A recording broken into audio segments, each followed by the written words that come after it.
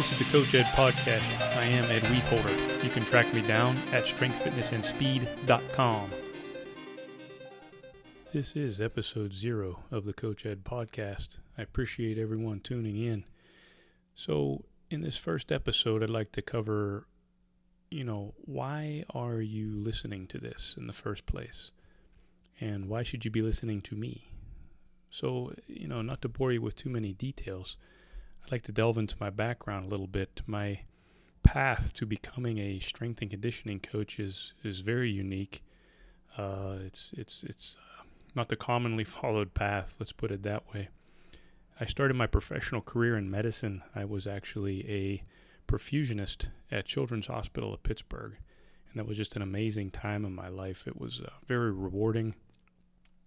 I got to make some nice contributions. And obviously, based on what I do now, I love working with young people.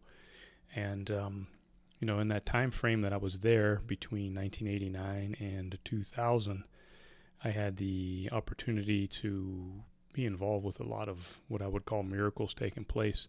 Some gifted surgeons and my coworkers, just some amazing people there.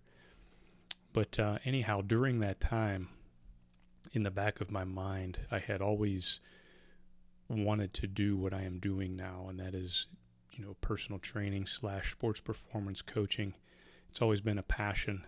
So in the last several years at Children's Hospital, I was a perfusionist by day and a personal trainer, strength coach by night.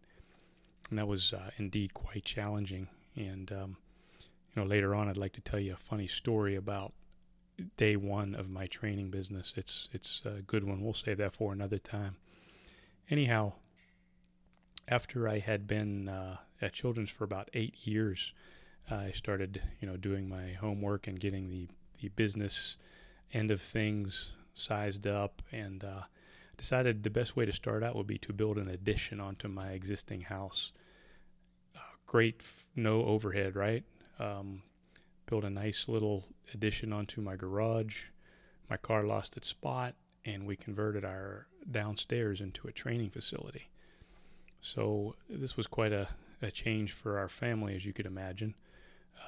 But the fact that I could start out that way and still maintain a full-time job at the same time greatly enhanced my chances for success.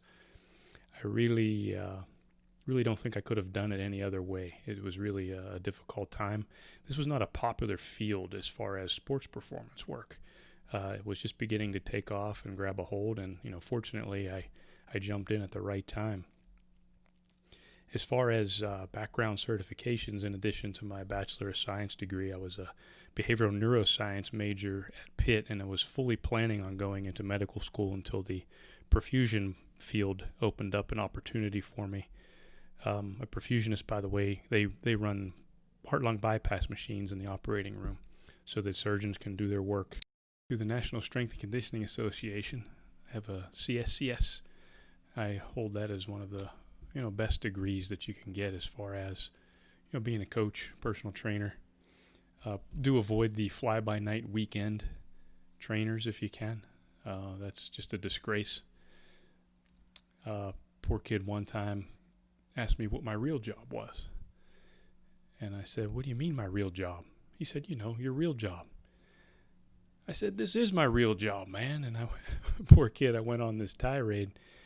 And I said, this is something that's not to be taken lightly.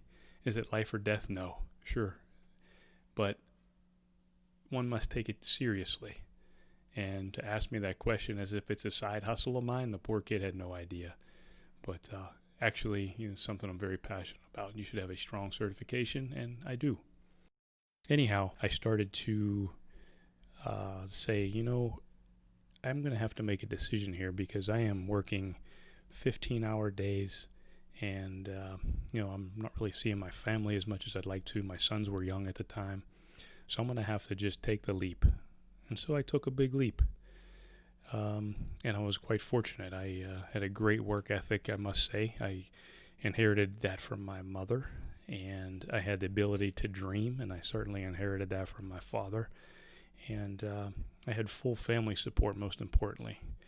So that leads me to where I'm recording this from right now, and that is my training facility located here in Pleasant Hills in the South Hills of Pittsburgh.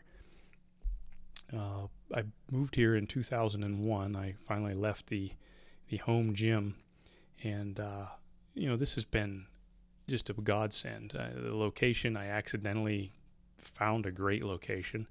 There wasn't a whole lot of research. The price was right at the time, and I just decided to take the leap.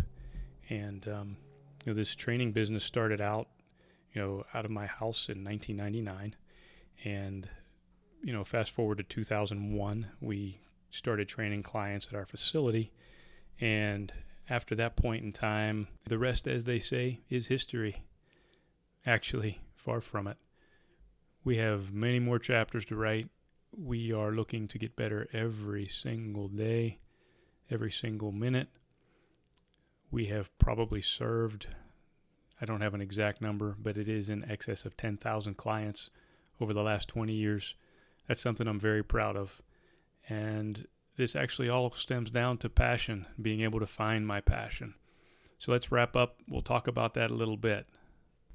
So why in the hell did I leave a well-paying, nice job like the one I had as a perfusionist at Children's Hospital?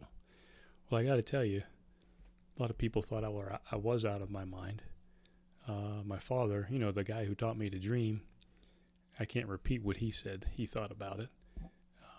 He pretty much said, "Ed, I think you're out of your mind." Okay, Dad, thanks for teaching me to dream. Appreciate that.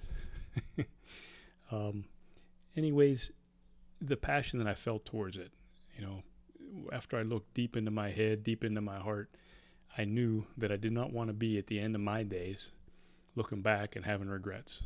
And this is something that I absolutely 100% had to try. And that's where the passion comes in. I have never had a Sunday night where I thought, hey, I got to go to work on Monday. Have you ever had that? High school, middle school, Sunday night, 7:30, 8 o'clock, it creeps in like, crap. Never had it. I am blessed. Just want to thank you all for tuning in, listening. I hope to look back a year from now and say how awful this first podcast was, because that will have meant I will have improved, right? Before next time, if anyone has questions, anything they would like to talk about, please contact me via the web, strengthfitnessandspeed.com, or at Ed Wietholder on Twitter. Either of those works just fine. And again, I appreciate y'all for listening.